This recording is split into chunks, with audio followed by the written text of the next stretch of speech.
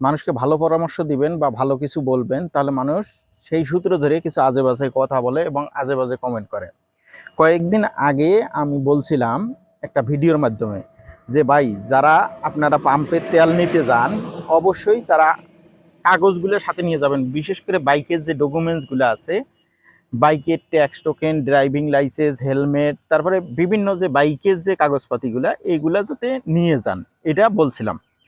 তো এখানে অনেকেই কমেন্ট করছেন, অনেকে নেগেটিভ পজিটিভ মিলেই কমেন্ট করছেন, কিন্তু সেইখানে কিছু কিছু মানুষ এমন এমন কথা বলছেন যে কথাগুলো আসলে ভাই মেনে নেওয়ার মতো না। এখন এই যে দেখেন, গতকালকে এক ভাই তার ওয়াইফ সহ গেছে, তার কাগজপাতি যত প্রকার ডকুমেন্টস আছে সব আছে, তার ওয়াইফ সহ গেছে, সার্জেনে তাকে ধরেছে। ধরার পরে তিনি বলতেছে, স্যার আমার ভুল হয়ে গেছে, এবারের মতো ক্ষমা করেন। এখন সার্জেন কি সেটা বুঝবে? সার্জেন কি কখনো ক্ষমা করবে? সার্জেন ক্ষমা করবে? মোটেও করবে না।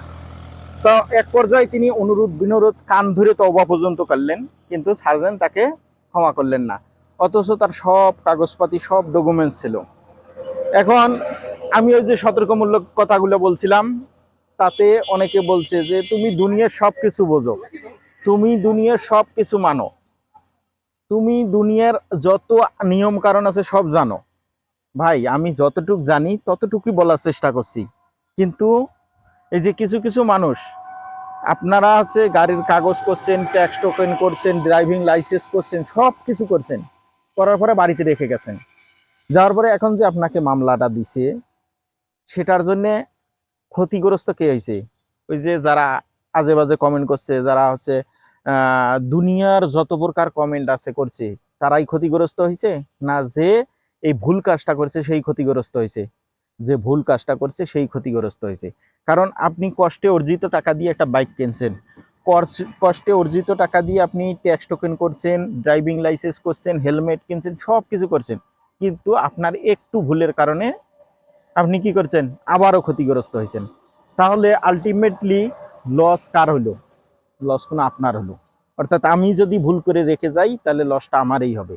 কারণ প্রশাসন প্রশাসনের দায়িত্ব পালন করবে, প্রশাসন প্রশাসনের গতিতে চলবে, প্রশাসন আপনার আমার গতিতে চলবে না।